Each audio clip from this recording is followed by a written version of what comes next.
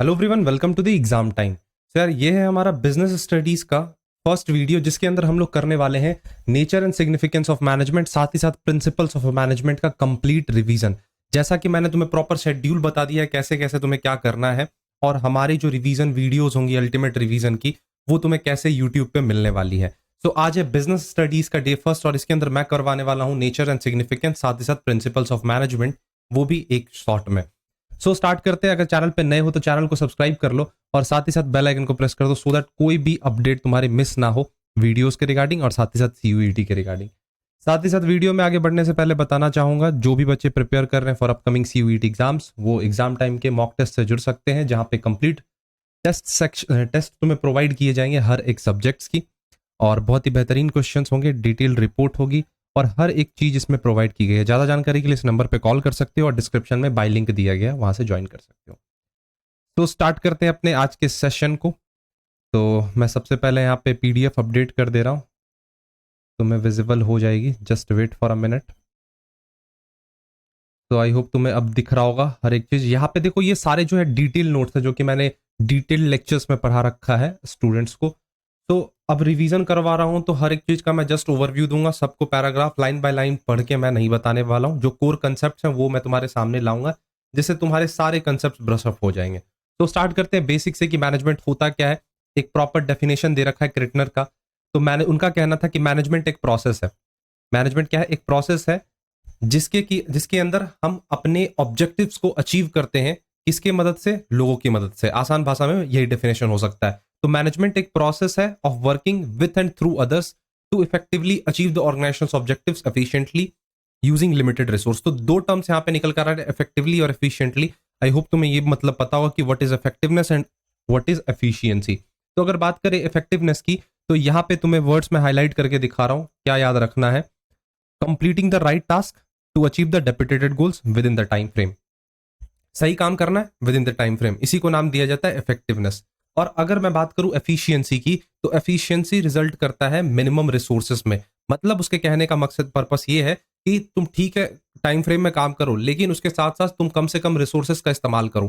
तुम जो भी इनपुट्स लगा रहे हो अपने प्रोडक्शन प्रोसेस में, उससे तुम मैक्सिमम आउटपुट निकालने की कोशिश करो। वेस्टेज कम कर दो, फालतू के मटेरियल्स जो इधर उधर जा रहे हैं उसको कम कर दो, सो दैट तुम्हारे जो प्रोडक्ट्स हैं वो कॉस्ट इफेक्टिव रहे, और उस प्रोडक्ट को तुम मार्केट में बहुत ही चीपर प्राइस पे पहुंचा सको।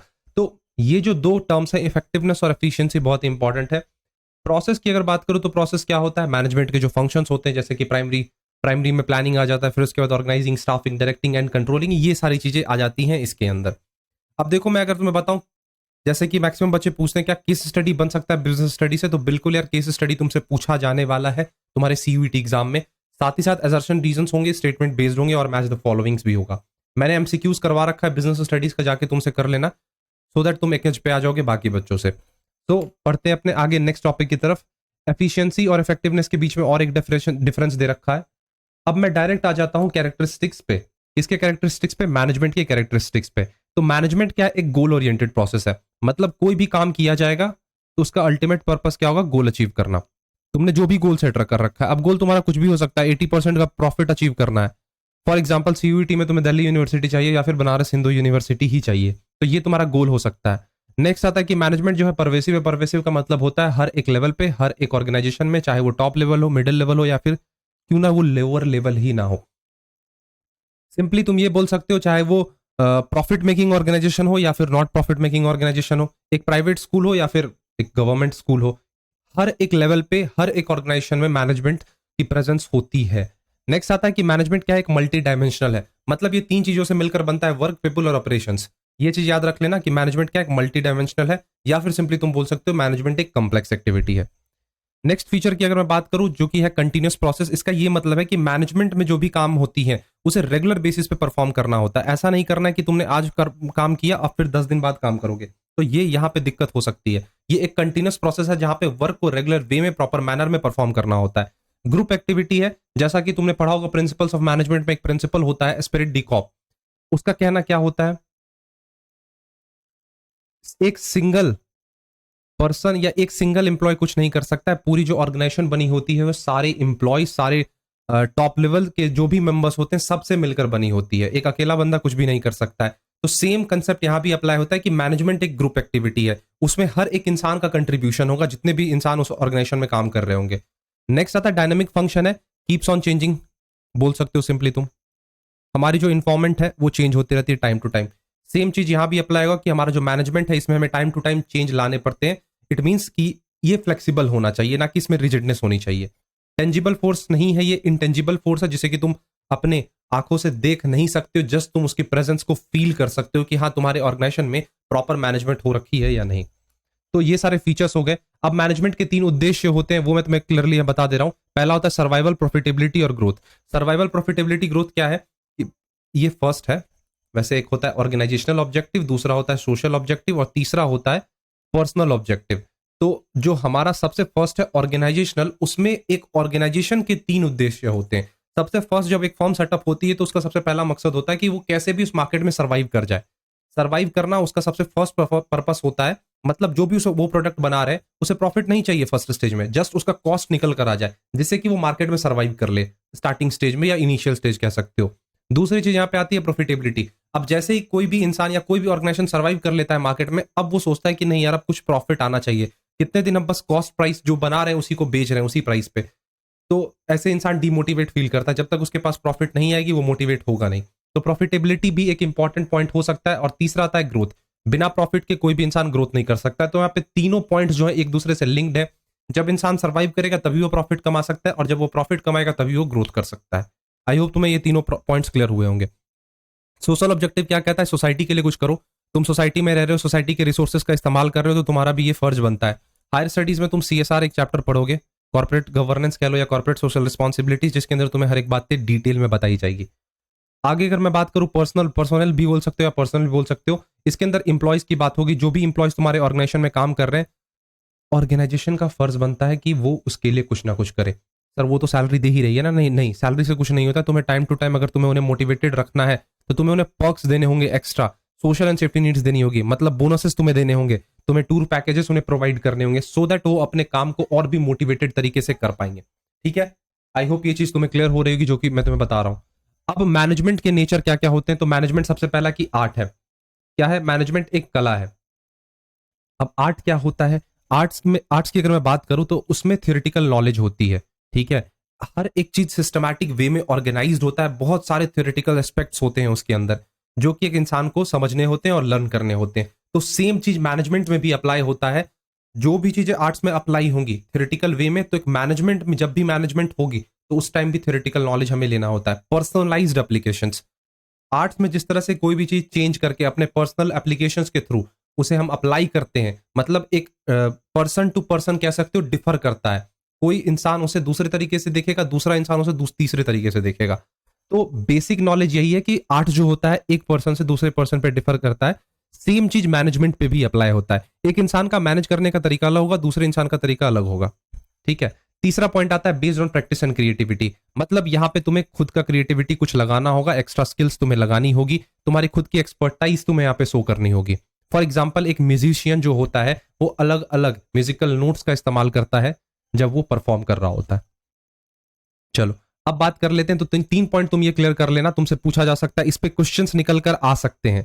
क्या किया जाएगा तुमसे, मैं तुम्हें बता रहा हूं। यहां पे पूछा जाएगा पर्सनलाइज्ड एप्लीकेशन। तुम्हें क्वेश्चन दे दिया जाएगा एक सेंटेंस की पर्सनलाइज्ड एप्लीकेशन है, ये मैनेजमेंट के कौन से नेचर को दर्शा रहा है या रिप्रेजेंट कर रहा है। क्या ये नेचर एज अ साइंस को रिप्रेजेंट कर रहा है, या नेचर एज अ बोल सकते हो मैनेजमेंट एज अ प्रोफेशन, या फिर मैनेजमेंट एज एन आर्ट, या मैनेजमेंट एज अ डिसिप्लिन। कौन सा ये हो सकता है, तो तुम्हारा आंसर होना चाहिए मैनेजमेंट एज एन आर्ट, क्योंकि वहीं पे थ्योरेटिकल नॉलेज होती है जिसका पर्सनलाइज्ड एप्लीकेशन होता है।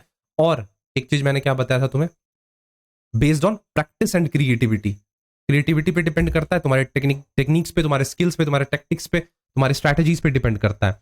चलो अब बात कर लेते हैं मैनेजमेंट क्या है। साइंस है। साइंस बेसिकली क्या है, एक्सपेरिमेंट से मिलकर बना है। साइंस में ढेर सारे एक्सपेरिमेंट्स होते हैं, प्रिंसिपल्स होते हैं। तुमने अगर पढ़ा होगा मैनेजमेंट, अच्छा जब रिवीजन कर रहे हो तो इसका मतलब है तुमने पढ़ा ही होगा।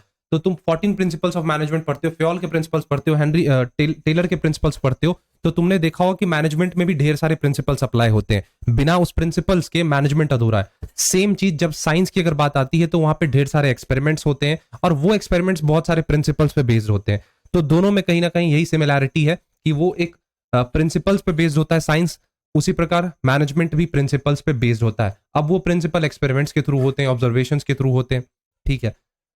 नेक्स्ट पॉइंट यहाँ पे यूनिवर्सल वैलिड होता है साइंस, जो चीज एक बार एक्सपेरिमेंट के थ्रू कर दिया गया वो यूनिवर्सली वैलिड हो जाता है। तो मैनेजमेंट के जो भी प्रिंसिपल्स होते हैं वो हर एक ऑर्गेनाइजेशन में, चाहे वो कोई भी ऑर्गेनाइजेशन हो, वहां पे वो वैलिड होता है। हर एक ऑर्गेनाइजेशन के लिए अलग वो प्रिंसिपल नहीं बनकर आता है, सेम ही होता है। फर्स्ट है यहाँ पे सिस्टमेटाइज्ड बॉडी ऑफ नॉलेज, मतलब क्या है, कॉज और इफेक्ट रिलेशनशिप की यहाँ पे बात होती है। जिस प्रकार साइंस में सिस्टमेटाइज्ड बॉडी ऑफ नॉलेज का होना कंपल्सन है, वैसे ही तुम्हें मैनेजमेंट में एक प्रॉपर नॉलेज का होना जरूरी है।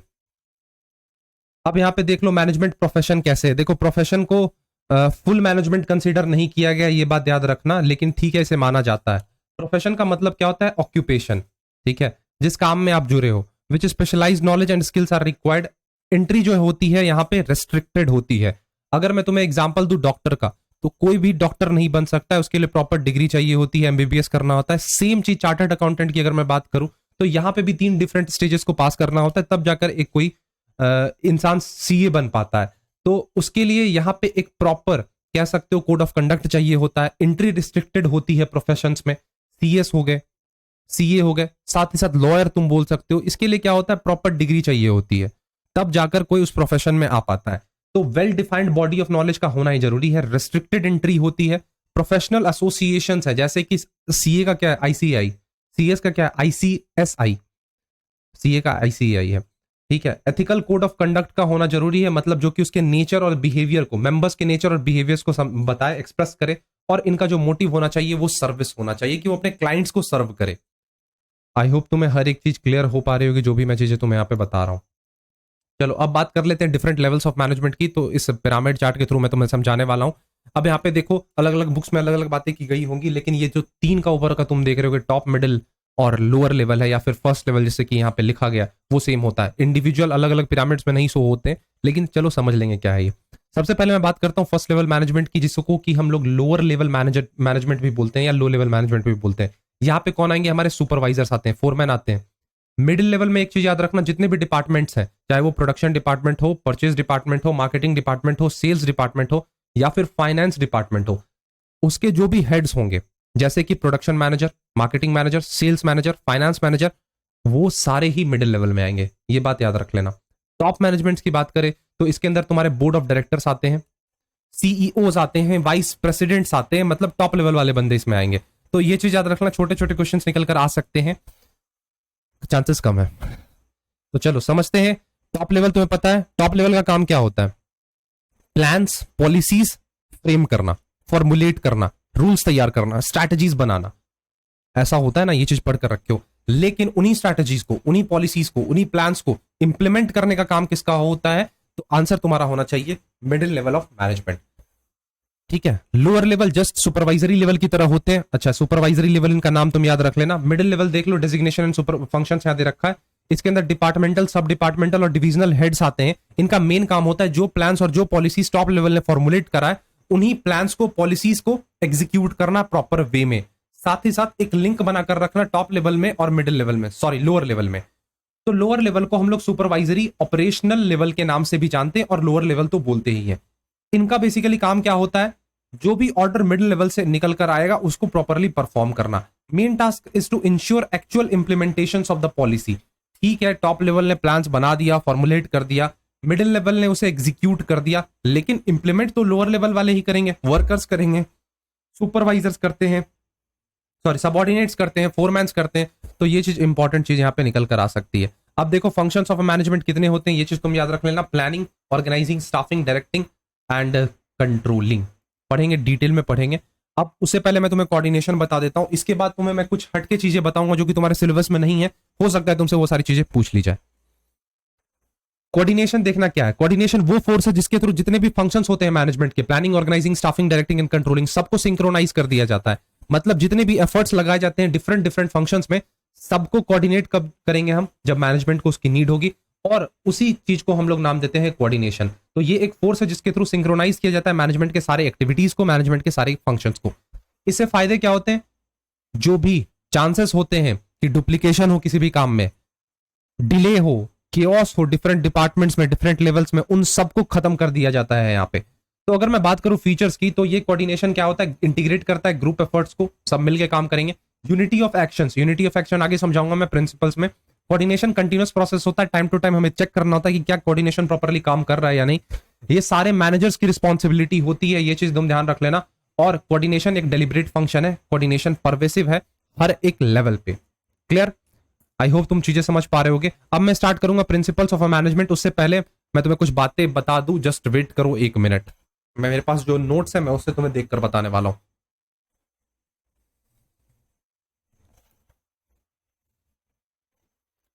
तुम चाहो तो ये सारे पॉइंट्स नोट कर सकते हो कहीं पे छोटे से पॉइंट्स बनाकर।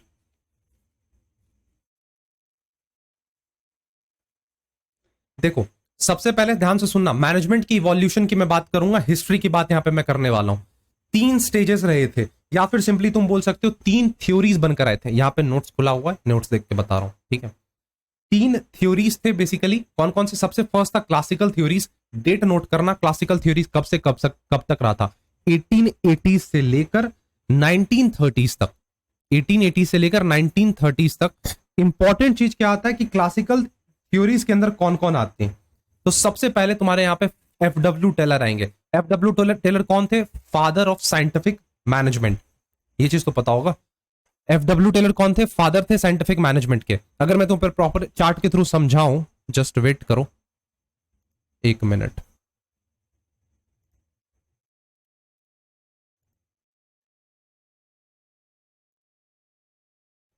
चलो मैं तुम्हें यहां समझाता हूं। ये रहा पेन, देखना, स्क्रीनशॉट ले लेना, थोड़ा सा टाइम लूंगा मैं। मैनेजमेंट, चलो इतना लंबा नहीं लिखता हूं। मैनेजमेंट, मैनेजमेंट के इवोल्यूशन किस प्रकार हुए थे वो मैं तुम्हें यहाँ पे बताने वाला हूं। सबसे पहले यहाँ पे क्लासिकल्स आते हैं, राइटिंग यार बेयर कर लेना। दूसरा यहाँ पे लो नियो क्लासिकल, और एक ले लो यहाँ पे मॉडर्न। क्लासिकल की अगर मैं बात करूं तो इसके ड्यूरेशन की सबसे पहले मैं बात करता हूं, 1880s से लेकर 1930s। नियो क्लासिकल 1920 से लेकर 1960s। और मॉडर्न तो स्टार्ट ही हुआ था 1950 से, चला आ रहा है। ये चीज क्लियर हो गया। आगे मैं बात करता हूं कुछ इंपॉर्टेंट पॉइंट्स की। 1 मिनट। क्लासिकल की अगर मैं बात करूं तो इसमें कौन कौन आएंगे? सबसे पहला इसमें आते हैं फादर ऑफ साइंटिफिक मैनेजमेंट, या मैं बोल दूं साइंटिफिक मैनेजमेंट बोल देता हूं सिंपली, साइंटिफिक थ्योरीज या साइंटिफिक मैनेजमेंट। एफडब्ल्यू टेलर ने दिया था। दूसरा मैं बोल देता हूं यहाँ पे एडमिनिस्ट्रेटिव थ्योरी। तुमने ये पढ़ रखा है, अब मत बोलना कि मैंने नहीं पढ़ा है। एडमिनिस्ट्रेटिव थ्योरी क्या होता है? फ्योल के प्रिंसिपल्स पढ़े थे, जस्ट वही है, हेनरी फ्योल। और तीसरा यहां पे आ जाता है, किधर गया? 1 मिनट, जस्ट वेट करो। हाँ, ब्यूरोक्रेटिक थ्योरी। वैसे देखो बहुत कम चांसेस है कि पूछे जाएंगे, लेकिन मुझे एनटीओ पे भरोसा नहीं है। ब्यूरोक्रेटिक थ्योरी किसने दिया था? तो मैक्स वेबर ने दिया था।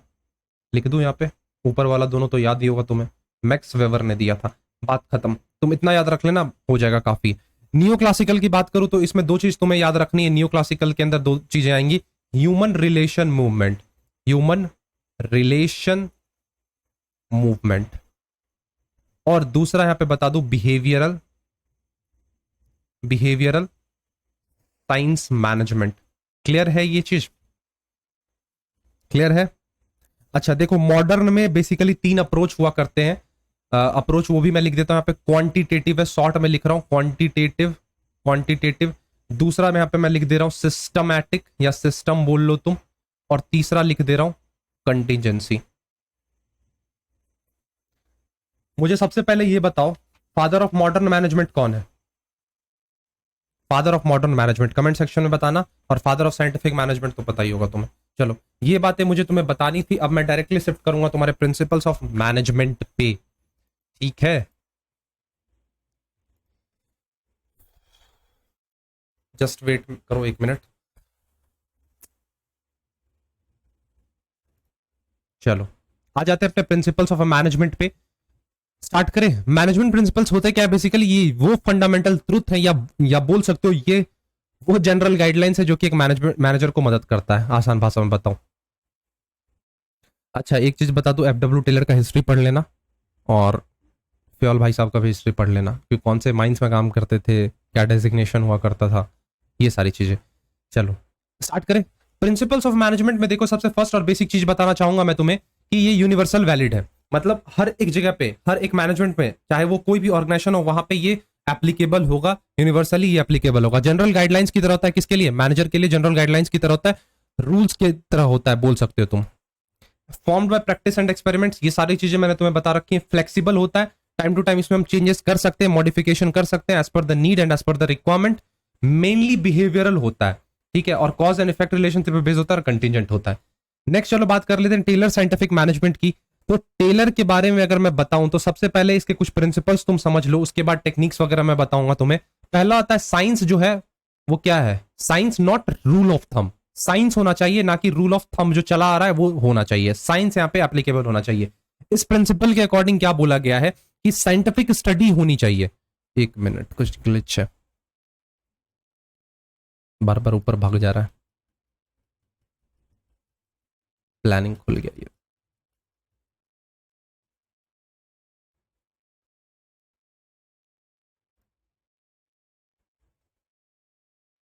चलो बात करें science not rule of thumb. मतलब कहने का है कि यहां पे साइंटिफिक स्टडी पे एम्फेसाइज की गई। कहा गया यहां पे साइंटिफिक टेक्निक्स लगाए जाएंगे, जो चीज चला आ रहा है वो हमें नहीं लगाना है। यहां पे टोटल प्रॉपर स्टडीज होगी, वर्क स्टडी की जाएगी, मोशन स्टडी की जाएगी, तब जाकर यहां पे कंसेप्ट लगाए जाएंगे। दूसरा क्या बोला गया? Harmony not Discord. इसका ये मतलब है मैनेजमेंट जो काम कर रहे हैं, मैनेजमेंट जो है, वर्कर्स काम कर रहे हैं, दोनों के बीच हार्मनी होनी चाहिए, दोनों एक दूसरे को समझे। तीसरा है कॉपरेशन नॉट इंडिविजुअलिज्म। ये एक्सटेंशन है हार्मनी नॉट डिस्कॉर्ड का, ये चीज याद रख लेना। किसका एक्सटेंशन है? हार्मनी नॉट डिस्कॉर्ड का एक्सटेंशन है। तो दोनों में कुछ ना कुछ सिमिलैरिटीज है, ज्यादा कुछ तो नहीं है, लेकिन जस्ट कह सकते हो सिंपली कि वो एक्सटेंशन है। जैसा कि यहां पे बोल भी रखा है कि it is an extension of the principle harmony not discord. कहा गया कि दोनों के बीच में कंप्लीट कॉपरेशन होना चाहिए, दोनों एक दूसरे को कॉपरेट करे। मैनेजमेंट समझे कि हाँ यार ये वर्कर है तो मुझे अच्छे से उसे ट्रीट करना है, हर एक चीज मुझे अच्छे से समझाना है, और वर्कर्स भी समझे कि हाँ यार वो हमारा बॉस है। तो यही बात की गई इसमें। आगे बोला कि development of each and every person to his greatest efficiency and prosperity. कहने का ये मतलब है जितने भी बंदे काम कर रहे हैं आपके ऑर्गेनाइजेशन में, आप उनके डेवलपमेंट के बारे में सोचो, उनको ग्रोथ करवाओ, ठीक है, उनके स्किल्स को ग्रो करवाओ। यही सारी बेसिक बातें हैं। चलो स्टार्ट करते हैं टेक्निक्स ऑफ साइंटिफिक मैनेजमेंट की। तो सबसे फर्स्ट इसमें आता है फंक्शनल फोरमैनशिप। फंक्शनल फोरमैनशिप पे क्या एम्फेसाइज किया गया था तुम्हें पता होगा, चार्ट के थ्रू समझाओ क्या? देखो बोला गया, टेलर भाई साहब ने बोला कि फैक्ट्री को दो पार्ट्स में डिवाइड कर दो, एक प्लानिंग डिपार्टमेंट कर दो, एक प्रोडक्शन डिपार्टमेंट कर दो, दोनों में 4-4 फोरमैन लगा दो, टोटल 8 हो गए।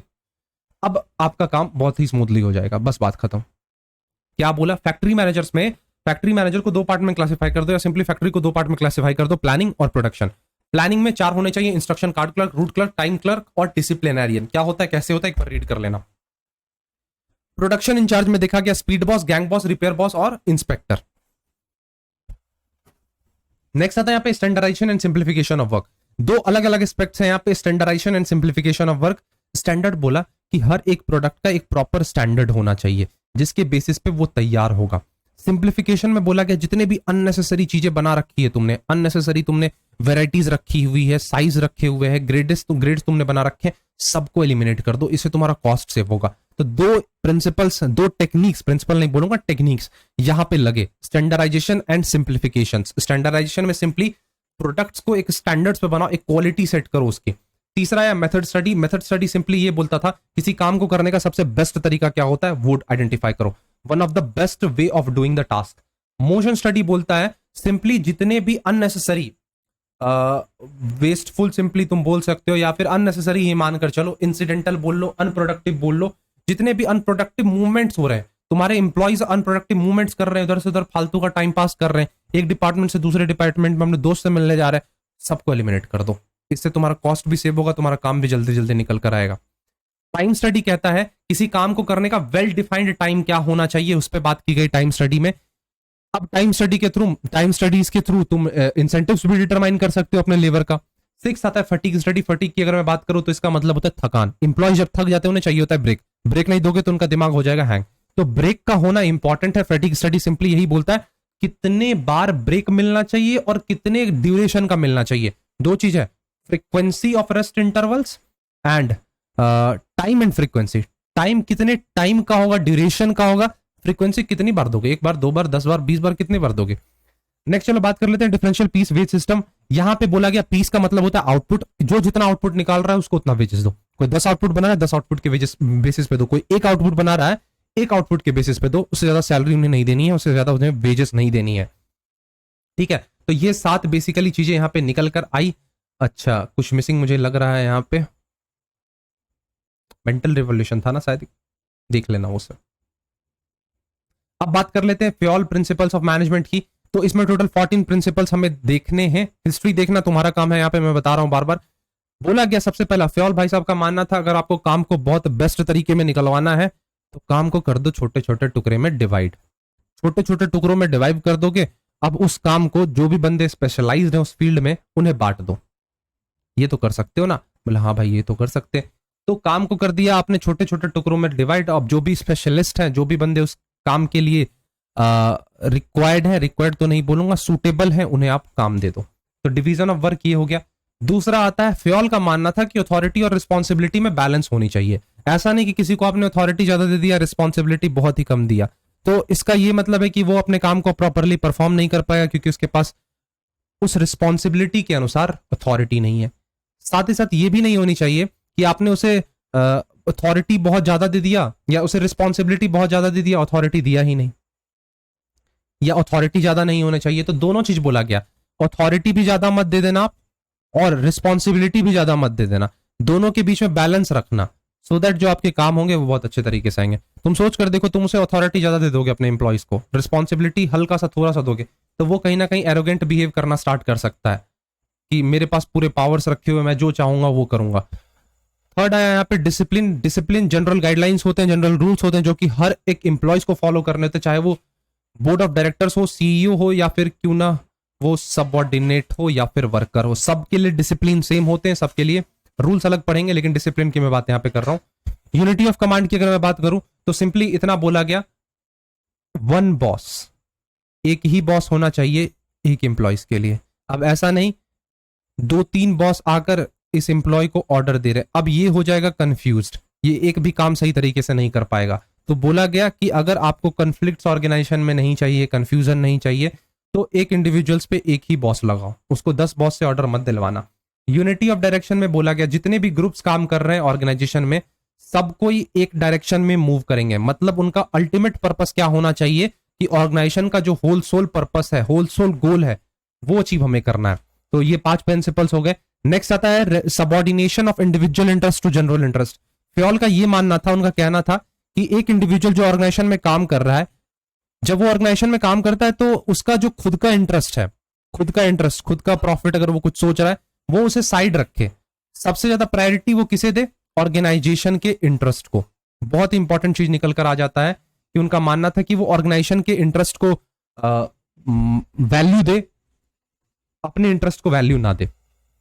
रेम्यूनरेशन ऑफ एम्प्लॉयज निकल कर आया कि फ्योल कहते थे कि हर एक एम्प्लॉय जो भी काम कर रहे हैं तुम्हारे ऑर्गेनाइजेशन में, तुम उनको फेयर रेम्यूनरेशन दो, ना ही कम दो ना ही ज्यादा दो, जितना काम कर रहे हैं उस हिसाब से भी दे सकते हो या फिर जितने टाइम काम कर रहे हैं उस हिसाब से भी दे सकते हो, क्योंकि वेजेस सबको चाहिए होता है अपने बेसिक नीड्स को फुलफिल करने के लिए। 8वां आता है यहाँ पे सेंट्रलाइजेशन एंड डिसेंट्रलाइजेशन। तो सेंट्रलाइजेशन और डिसेंट्रलाइजेशन दो एस्पेक्ट्स हैं।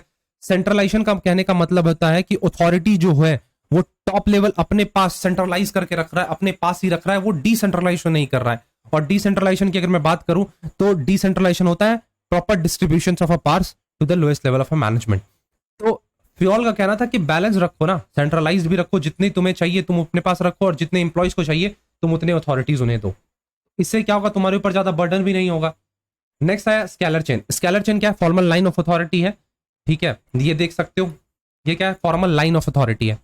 ए है, बी है, सी, डी, फिर सिमिलरली ई, एफ एंड जी है। तो सिंपली ये बोला गया कि यहाँ पे अलग अलग लेवल्स हैं। तो यहाँ पे बी ई से कांटेक्ट कर सकता है, ई एफ से कर सकता है और डी जी से कर सकता है। और इसे, इस सिचुएशन को नाम क्या दिया गया, गैंग प्लैंक। अगर मैं तुम्हें इसे पढ़कर बताऊं तो ये क्या है, formal line of authority and communication superior और सबऑर्डिनेट के बीच में from the highest to the lowest ranks, इसे हम स्केलर चेन नाम देते हैं। लेकिन अगर बात जब आती है इमरजेंसी की, स्केलर चेन में उस टाइम गैंग प्लैंक का इस्तेमाल किया जा सकता है इमरजेंसी के वक्त। नेक्स्ट आया यहाँ पे ऑर्डर। फ्योल का कहना था चाहे वो इंसान हो या चाहे वो कोई भी मटेरियल हो, हर एक चीज का प्रॉपर प्लेस होना चाहिए। अगर tools and equipments tools department में रखे हुए, टूल सेक्शन में रखे हुए रहते हैं, तो वही होना चाहिए। ऐसा नहीं कि तुम प्रोडक्शन डिपार्टमेंट में जाकर उसे रखाओगे, ठीक है, कोई भी चीज हो।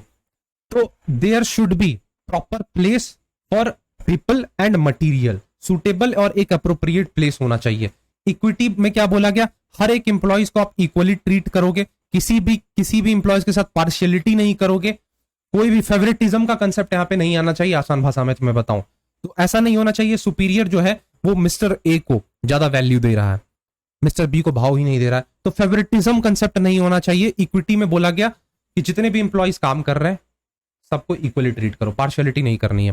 Stability of personnel, stability of personnel का मतलब होता है देयर शुड बी सिंपली तुम मैं क्या बताऊं तुम्हें कि नो फ्रीक्वेंट ट्रांसफर बोल सकते हो, या फिर नो फ्रीक्वेंट टर्मिनेशन तुम बोल लो, कि एम्प्लॉयज के मन में ये डर ना रहना चाहिए कि वो टर्मिनेट हो जाएगा, उसकी जॉब छूटने वाली है 10 दिन में, तो वो कहीं ना कहीं इसी डर में बैठा रहेगा और वो काम को अच्छे तरीके से नहीं करेगा।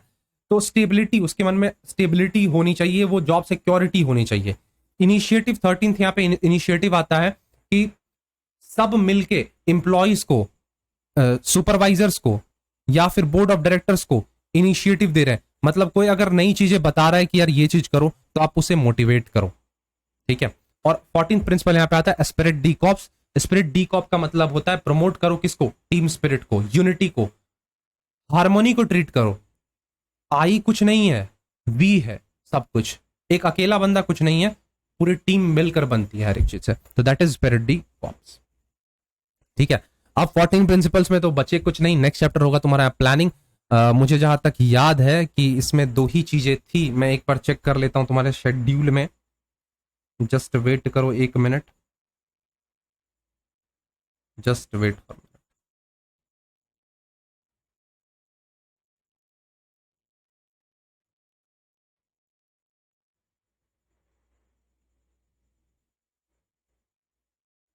हाँ, पहला जो था नेचर प्रिंसिपल का रहा था, दूसरा होगा तुम्हारा प्लानिंग एंड ऑर्गेनाइजिंग का।